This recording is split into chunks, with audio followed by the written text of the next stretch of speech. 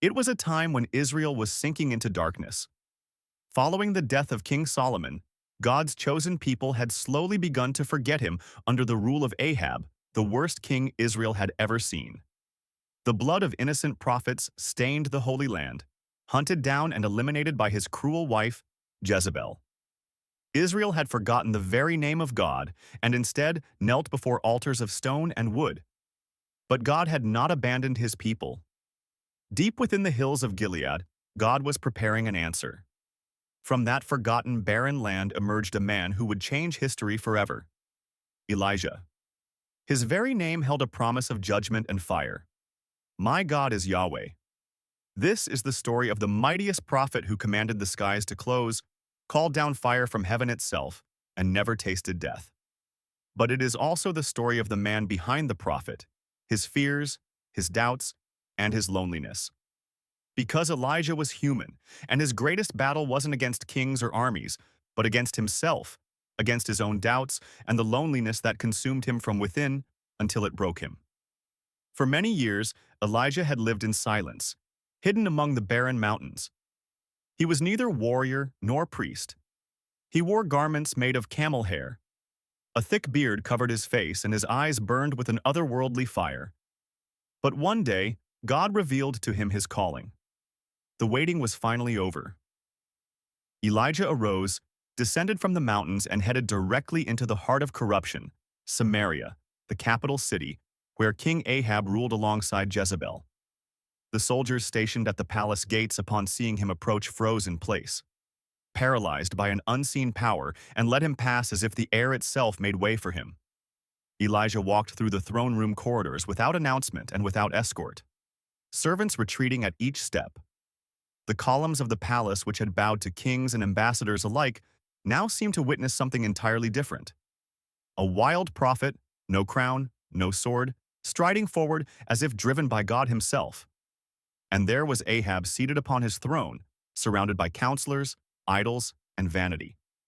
Yet before he could even question who this stranger was, Elijah stood boldly before him and uttered words that would seal the kingdom's fate. As surely as the Lord lives, the God of Israel, whom I serve, there will be neither dew nor rain during these years, except at my word. Silence fell like judgment. No one dared draw a breath. Elijah didn't wait for a response. He turned around abruptly and disappeared the way he had come. Ahab spoke not a word.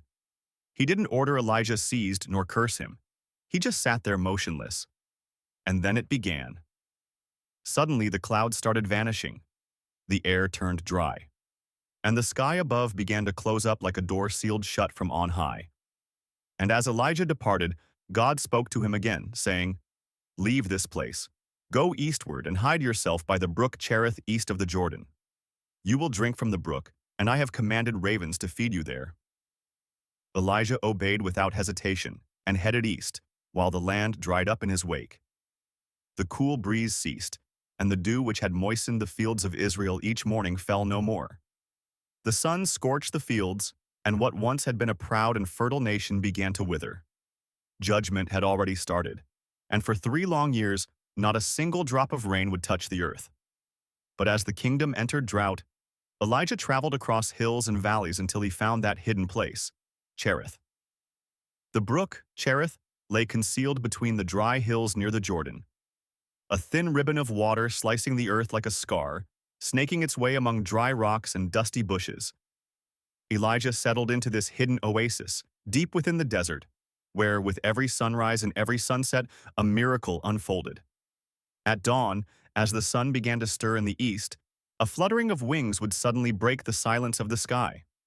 Ravens, black-feathered birds, would appear along the horizon, carrying bread and meat in their beaks. They would settle near the prophet, place the food before him, and then, taking flight once more, vanish into the sky. They were birds considered unclean by law, creatures despised by men. Yet these were the ones chosen by God to deliver nourishment, morning and evening alike, when the hills were painted amber by the sun's fading light. In profound solitude, Elijah ate in silence and drank from the brook, watching days melt into weeks and weeks lengthen into months. And this drought, like a silent curse, spread its dark shadow over all of Israel. The wells ran dry. The fields became barren, and animals collapsed, exhausted onto the cracked earth. From his throne, Ahab screamed orders in desperation to find the man responsible for his ruin. Yet no news ever came. Elijah remained hidden by the brook. Yet gradually, he noticed something changing. The stones once submerged now emerged like islands along the riverbed. The once powerful current reduced to a thin trickle. The drought he himself had prophesied was finally reaching him. Until one morning when he bent down to drink, he found no water, only the dampness between stones. The Brook Cherith had dried up. But Elijah neither panicked nor complained. He simply held on to his faith and waited until at last God's voice spoke clearly. "Arise, go to Zarephath in Sidon and stay there. I've commanded a widow there to care for you." The Lord was sending him into dangerous territory to Zarephath, the very homeland of Jezebel, the queen who had vowed to wipe out all his prophets. But Elijah did not hesitate. He stood, wrapped his cloak around him tightly, and began walking. The journey was grueling. The sun relentlessly battered cracked fields and lifeless trees.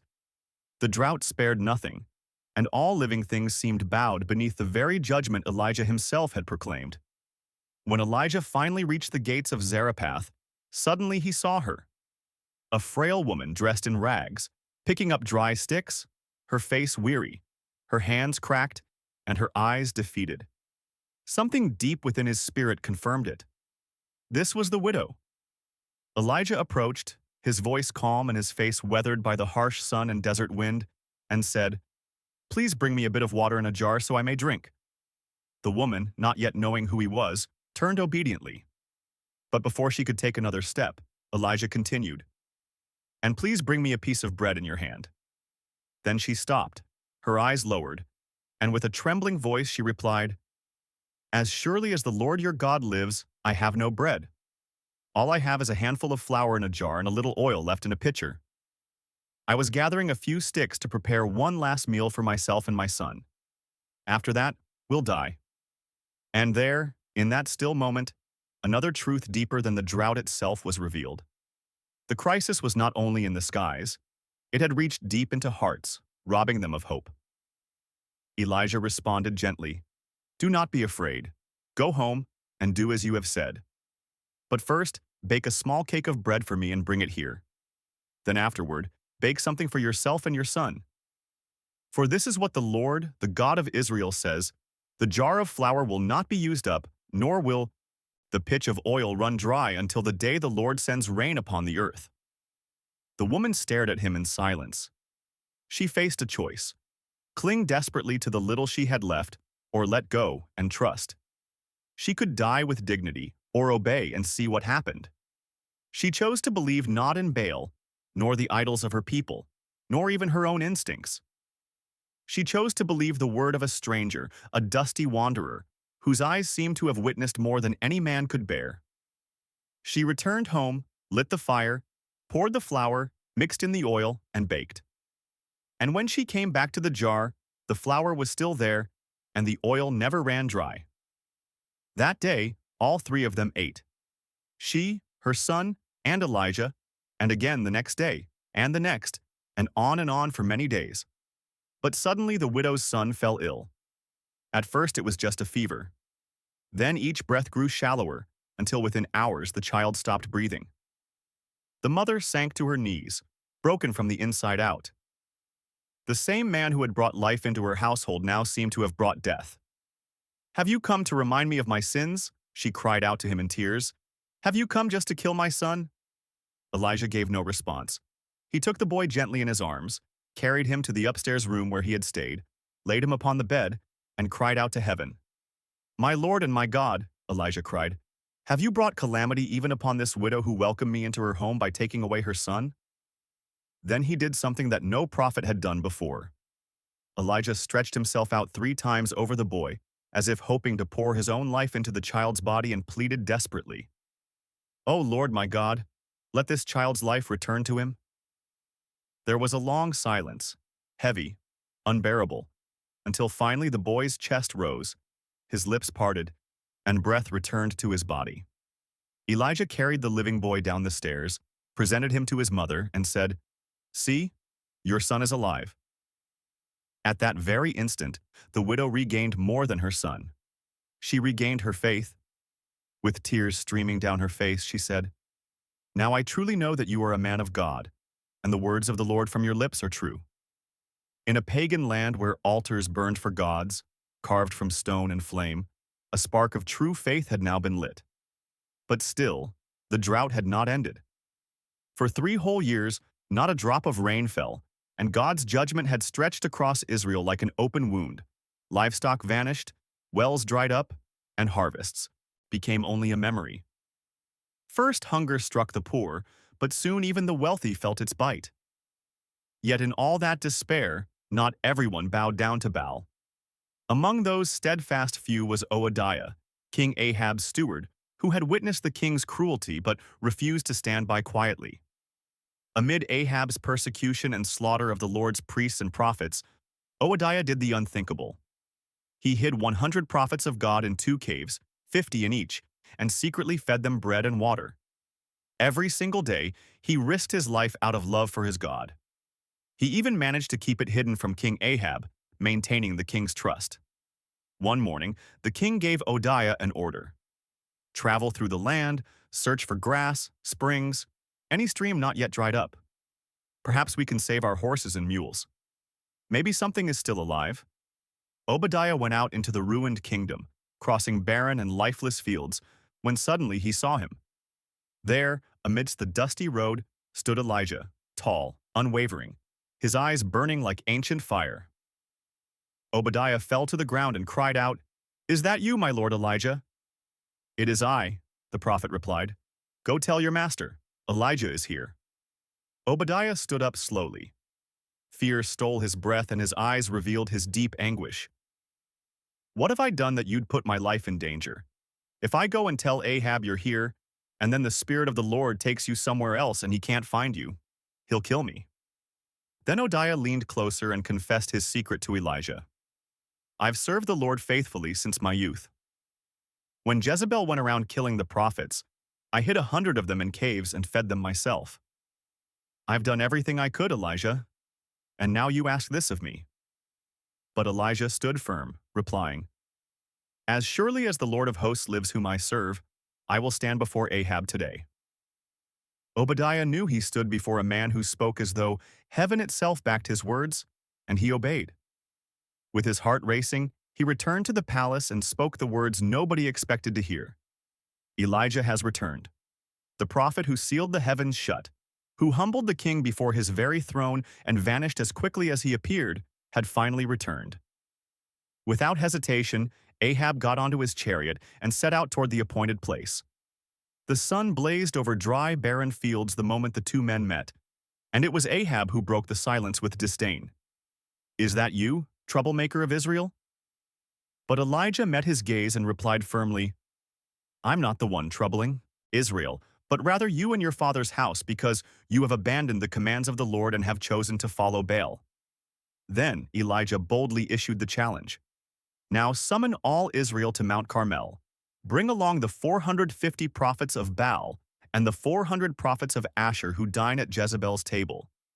Today, we will see who truly is God."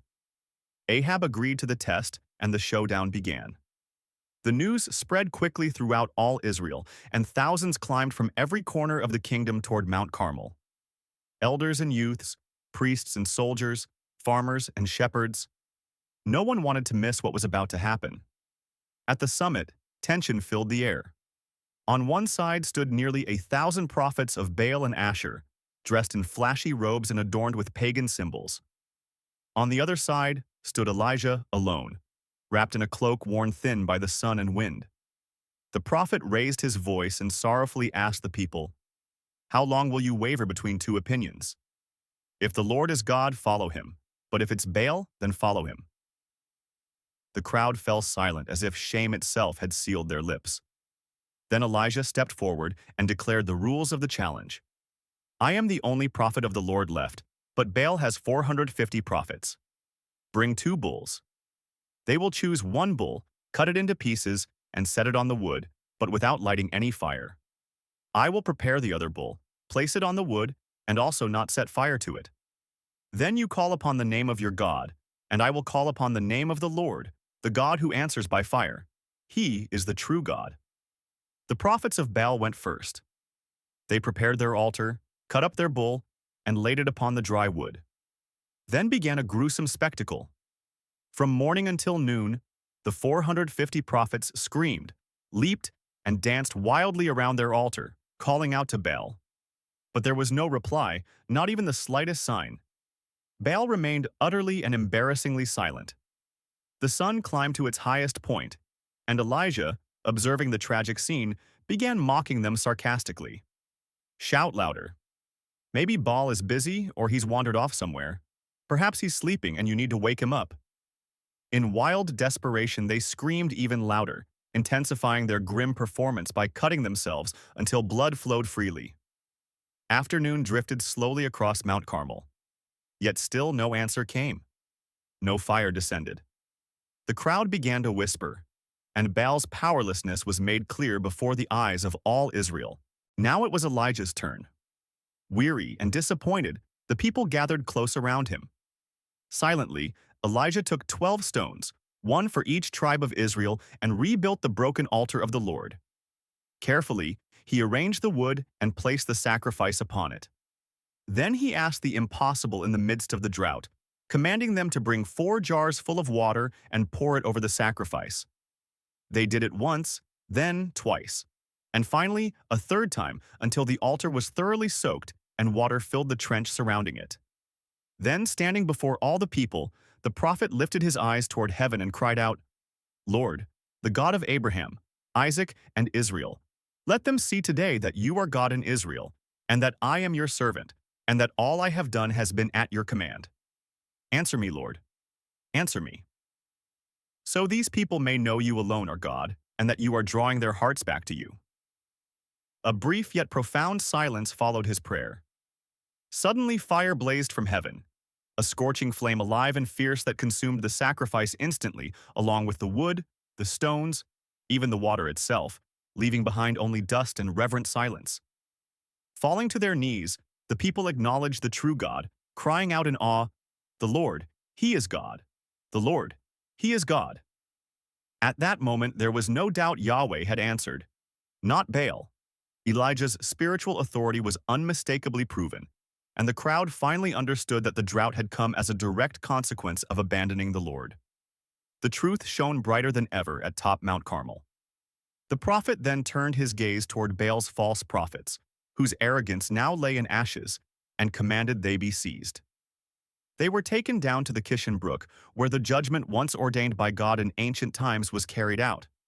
The execution of all those who had led Israel astray into idolatry. The land of Israel at last had begun to be purified. As the people watched this decisive moment unfold, Elijah suddenly felt something in his spirit that he hadn't sensed in 3 years. The distant whisper of coming rain. A sound no one else could yet hear, but one the prophet knew would soon be obvious to everyone. The prophet then authoritatively addressed King Ahab. "Prepare your chariot and head down immediately, for I hear the roar of an approaching storm." Ahab raised his eyes, seeing a sky as dry and clear as it had been for the past 3 years. But he obeyed, nonetheless. The drought had served its purpose. And now, God stood ready to open the heavens once again and pour out his mercy. Then Elijah climbed once more to the mountain and began to pray fervently, determined with the faith of someone who truly knows the God he serves. Beside him stood his servant, awaiting instructions. "Go up and look toward the sea," Elijah ordered. The young man ran, looked, returned, and answered breathlessly, "There's nothing there." Elijah remained still and with firm conviction insisted, "Go back and look again." The servant went a second time and saw nothing. He went a third time, a fourth. 6 times he returned with the same news. "I see nothing, sir." Yet Elijah refused to quit. He continued pouring out his heart, knowing God was not finished yet.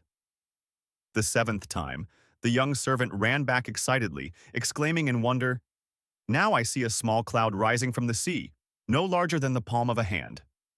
For Elijah, That was enough. He quickly stood up and commanded with urgency, "Go tell Ahab to hitch up his chariot and hurry down before the rain stops him."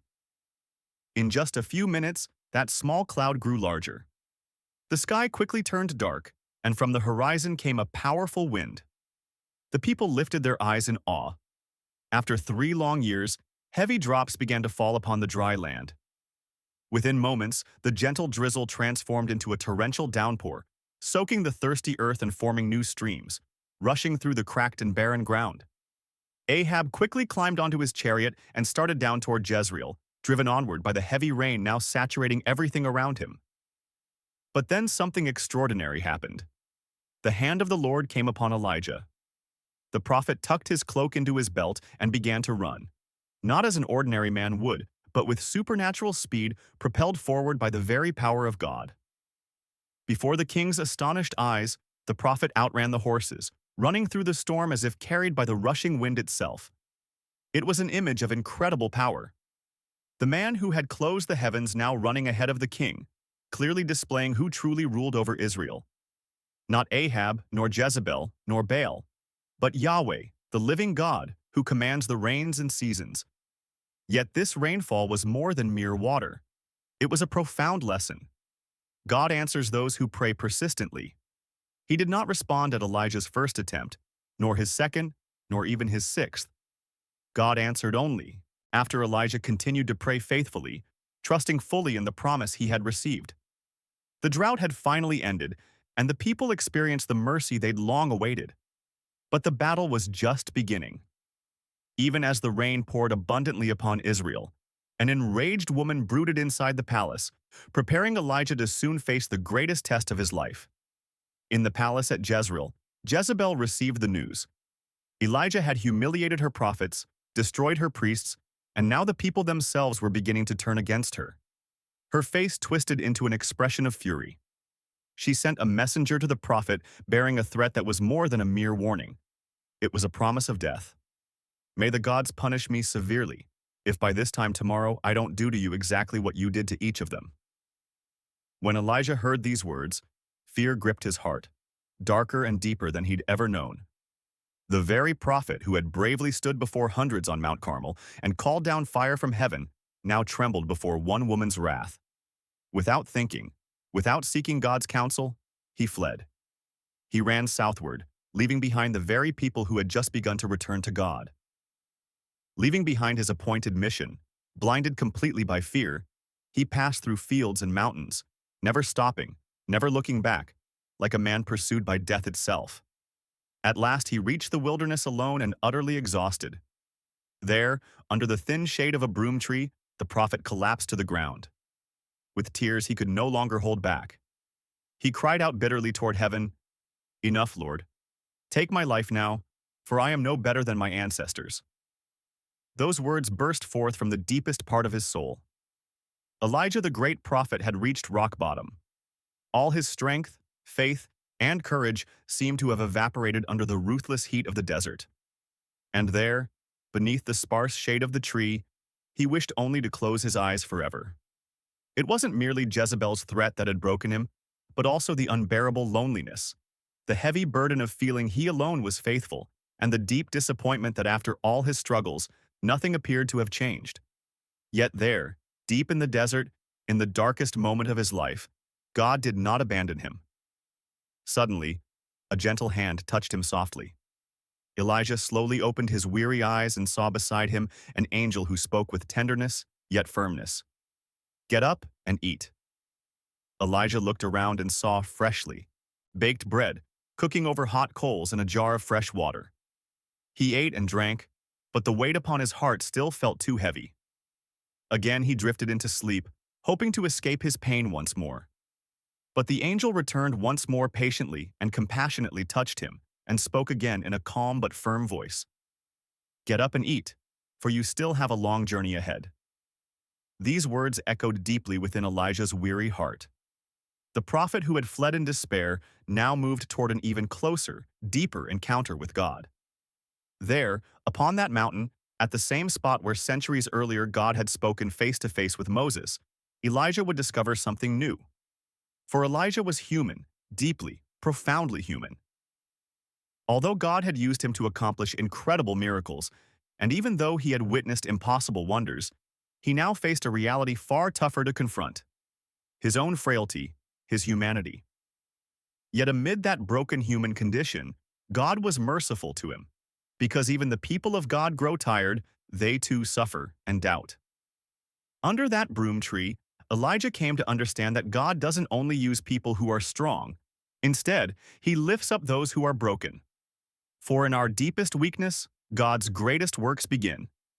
That meal gave Elijah an unexplainable strength. He stood up and began his journey toward Horeb. Empowered by that nourishment, he traveled 40 days and 40 nights, crossing the scorching desert until he reached Mount Horeb, the mountain of God, where he would speak with him face to face. Elijah arrived at Mount Horeb, the sacred mountain, where centuries before God had given Moses the stone tablets of the law. Now exhausted and broken, Elijah entered a dark cave, seeking shelter from the harsh wind. And there, in the deep solitude of that cave, God spoke directly to him. "What are you doing here, Elijah?"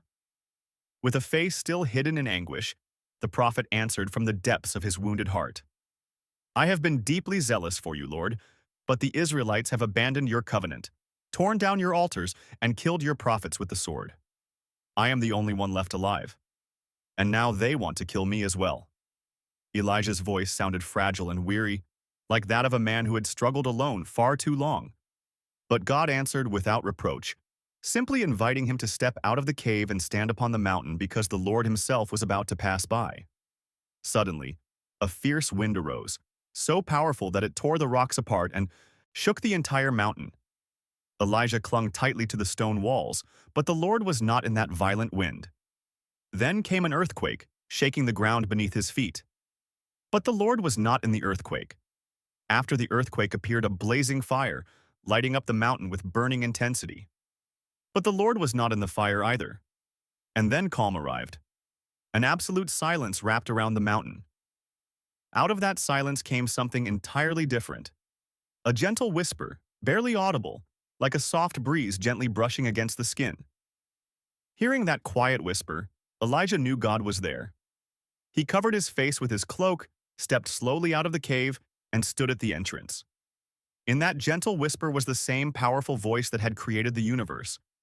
But now it spoke with the tenderness of a father comforting his weary child. With infinite patience, God asked again, "What are you doing here, Elijah?" The prophet repeated his complaint once more. Yet this time, in the heavenly whisper, something inside him began to heal. God did not accuse him, nor reject him. Instead, he gave him a new purpose. He spoke clearly with renewed authority. "Go back the way you came.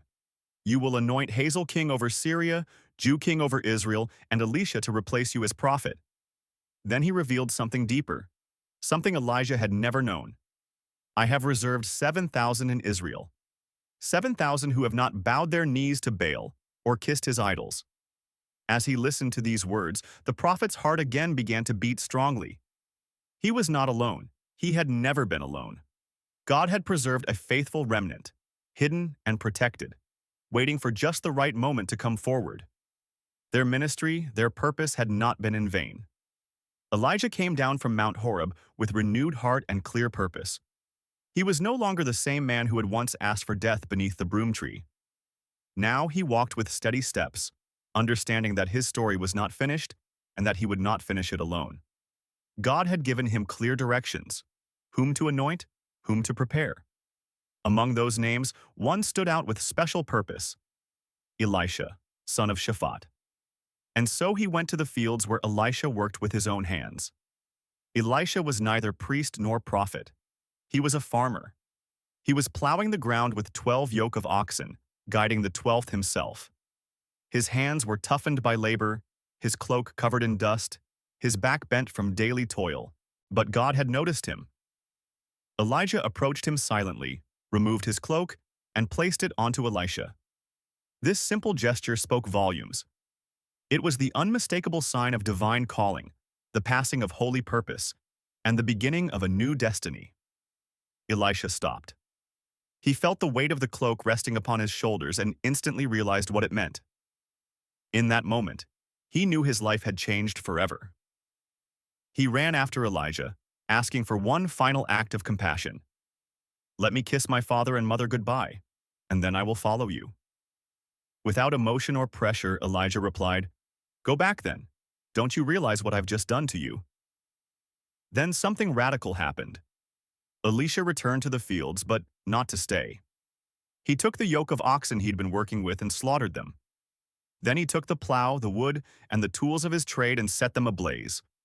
Upon this makeshift altar, he cooked the meat and shared it with the people in his village. He burned his past. He left nothing to return to.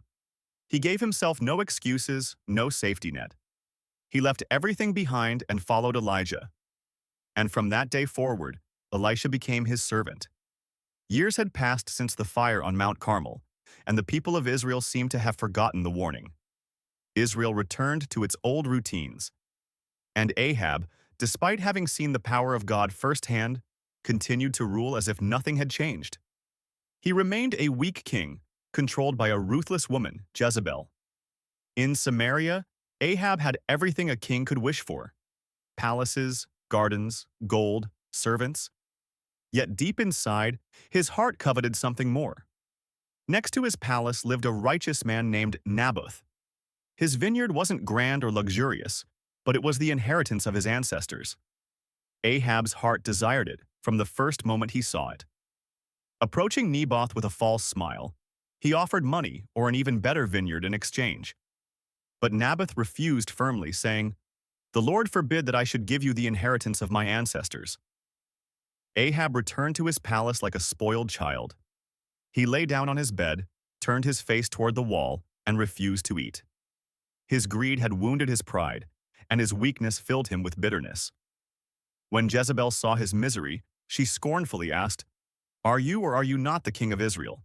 Get up, eat, and cheer up. I will get Naboth's vineyard for you." And she did. With cold cruelty, she wrote letters in the king's name, sealed them with his royal seal, proclaimed a fast, and had Naboth seated in a place of honor. But next to him, two wicked men took their seats, and before the entire gathering falsely accused Naboth. "Naboth has cursed God and the king." Without trial or defense, Naboth was dragged outside the city and stoned to death. His crime, standing up for what belonged to him. When the news reached Jezebel, she smiled with satisfaction and told Ahab, "Get up and seize the vineyard. Naboth is no longer alive." Ahab went to admire his new land, pleased like a spoiled child, believing he had won. But as he wandered through the vineyard, Elijah suddenly appeared, his face hardened with judgment. The king trembled at his sight and asked, "So you have found me, my enemy?" Elijah replied without hesitation, "Yes, I have found you because you have sold yourself to do evil in the sight of the Lord." And once again Elijah delivered judgment, proclaiming, "Thus says the Lord, in the same place where dogs licked up Naboth's blood, they will also lick up yours. I will bring disaster upon you, wiping out your descendants and destroying your lineage, just as I did with Jeroboam. Jezebel, your wife, will be devoured by dogs beside the wall of Jezreel. And anyone from your household who dies in the city will be eaten by dogs, and those who die in the open fields will be consumed by the birds of the air." Ahab's face grew pale. For the first time, Elijah's voice seemed to him not that of an enemy, but that of a judge. And this time, Ahab did not shout or curse, nor did he call for his soldiers. He tore his garments, put on sackcloth, began fasting, and lay down silently, refusing to eat. He walked slowly with his face bowed down in tears from heaven. God saw this and spoke to Elijah once again, saying, "Because Ahab has humbled himself before me, I will not bring disaster during his lifetime, but rather in the days of his son, I will bring calamity upon his household." Ahab had been warned. He would pay a heavy price for the idolatry and corruption he had sown throughout all Israel. Yet years passed, and Ahab thought perhaps God had forgotten his judgment. He was mistaken. He decided to wage war to reclaim the city of Ramoth-Gilead from Syrian control. Even though a prophet warned him that he would surely die, Ahab ignored God's voice. He disguised himself, believing he could outsmart destiny. But an arrow shot at random pierced through his armor, striking exactly at its weakest point. As the battle raged on, Ahab lay quietly, bleeding inside his chariot until finally died at sunset. And when they washed his chariot, dogs licked up his blood, just as Elijah had prophesied. Thus died Ahab, the worst king Israel had ever known. And his son, Ahaziah, took his place on the throne. It wasn't long before Ahaziah followed the same corrupt path his parents had paved. And one day, Ahaziah fell through a lattice from an upper window of his palace in Samaria. Seriously injured and bedridden, the young king made a decision that would seal his fate. Rather than calling upon the God of Israel, he sent messengers to Ekron, a Philistine city, to consult Baal-zebub, the pagan god of flies and disease. But God had seen this and instructed Elijah, "Arise and intercept the king of Samaria's messengers, and say to them, 'Is there no God in Israel that you must go consult Baal-zebub, the god of Ekron? Therefore, the Lord says this, you will not leave the bed you lie on, but will surely die.'" Elijah obeyed, and the message quickly reached the palace. Surprised, Ahaziah asked them, "What kind of man was it who came to meet you?" They answered, "He was a man wearing a garment of hair with a leather belt around his waist." And Ahaziah knew immediately it was Elijah the Tishbite. The king's anger blazed, and he sent a captain with 50 soldiers to arrest him. They found the prophet sitting calmly atop a hill, and the captain shouted arrogantly, "Man of God, the king commands you to come down." But Elijah replied quietly, "If I truly am a man of God, let fire come down from heaven and consume you and your 50 men." And then it happened. A roar tore through the heaven. Flames fell and consumed the captain and his soldiers in an instant. Their cries faded, reduced to ashes. Ahaziah, stubborn in his rebellion, sent another captain with another 50 men. The result was the same: fire, judgment, death. Yet the third captain was different. He came without orders or threats. He fell to his knees, lifted his hands, and pleaded, "Man of God, I beg you, please let my life and the lives of these 50 servants of yours be precious in your sight." And this time, the voice of God spoke to Elijah. "Go down with him. Do not be afraid." The prophet arose and went down with the third captain to the palace. With authority, he stood before Ahaziah's bedside, reaffirming what had already been declared. "Thus says the Lord, because you sent messengers to consult Baal-zebub, as if there were no God in Israel, you shall not rise from the bed you lie on. You shall surely die." And so it was. Ahaziah died just as the word of the Lord had spoken through the mouth of his prophet. With him fell yet another link in the line of Ahab under the full weight of divine judgment. Ahaziah's death marked the end of a generation. He left no son to occupy his throne, and the house of Ahab began to crumble like a wall cracked from within. Yet, even as judgment unfolded inside the palace walls, something sacred stirred along the roads. For now, Elijah himself was preparing to depart, not toward death, but toward eternity. Elijah knew the end had come. His spirit, attuned by years of listening closely to God's voice, sensed it with absolute clarity. His time on earth was finished, but his farewell would not happen in silence, nor would he face it alone. From Gilgal, the prophet began his final journey. Elijah arose early that morning. The desert breeze felt gentler than usual, and the sun had not yet fully risen, but already Elijah had set out on his journey.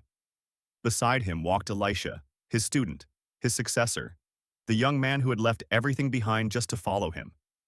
And from that day onward, had not spent even a single day away from his side. At every stop, Elijah was testing Elisha's heart. When they reached the entrance to the promised land, Elijah told him, "Stay here, Elisha, because the Lord has sent me on to Bethel." But Elisha didn't hesitate. "As surely as the Lord lives, and as surely as you yourself live, I will never leave you." And so they continued walking together. At Bethel, the group of prophets came out to meet them. They pulled Elisha aside and quietly asked, "Do you know the Lord is going to take your master away from you today?" Elisha simply nodded. "Yes, I know. Be silent." They journeyed on, and once again Elijah said to him, "Stay here, because the Lord now sends me to Jericho." But Elisha's answer didn't change.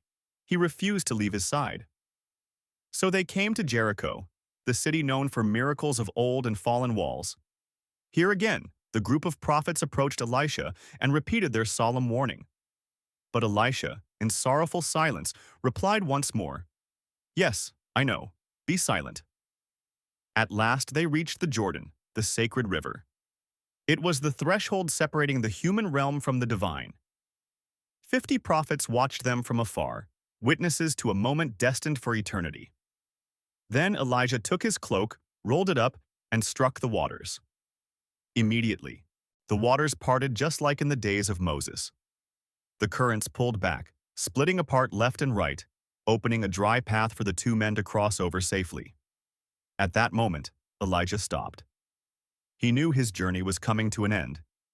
Yet he couldn't depart without first passing on his legacy. He turned to Elisha and said solemnly, "Ask whatever you'd like me to do for you before I am taken away." Without hesitation, Elisha boldly asked for the impossible. "Let me inherit a double portion of your spirit." Elijah studied him intently, fully aware of the boldness, the faith, and the burden behind such a request. "You've asked something difficult," he replied. "Yet, if you see me when I am taken from you, it will be granted." They continued on together in silence.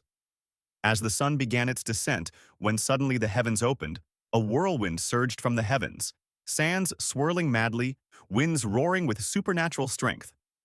And there appeared something astonishing, a chariot of fire, pulled by flaming horses, descending like a blazing arrow from above. With powerful gusts, the whirlwind swept Elijah up, wrapped in fire, embraced by glory. Elisha cried out with the anguish of a son, but there was no one left. Elijah had been taken into heaven without tasting death. His cloak drifted slowly to the earth, gently touching the ground. Elisha picked it up, hands trembling, forever changed. It was a witness, a sign that the Spirit who had once empowered the fiery prophet now rested upon him. He returned to the Jordan, the same river they'd crossed together earlier. Striking the waters with his mentor's cloak, he shouted, "Where now is the Lord, the God of Elijah?" And once again the Jordan parted, watching prophets bowed in reverence. They no longer saw Elisha as a mere servant. For now the spirit of Elijah rested upon him. Elijah had ascended, yet his fire hadn't gone out. It had merely changed hands. That day at the crossing of the Jordan, the prophetic legacy lived on. Though Elijah himself had departed, his word remained. God had not forgotten the promise of judgment against the house of Ahab, nor the innocent blood shed in Naboth's vineyard. And now, in the days of Elisha, that promise would rise with relentless power. Judgment was already on its way.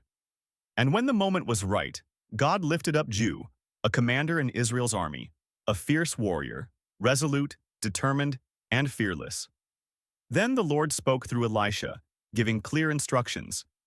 He sent a young prophet into the military encampment where Jehu was stationed. The prophet poured oil upon Jehu's head and proclaimed, "Thus says Yahweh, the God of Israel, I anoint you king over the Lord's people, over Israel. You will strike down the house of Ahab, avenging the blood of my servants the prophets.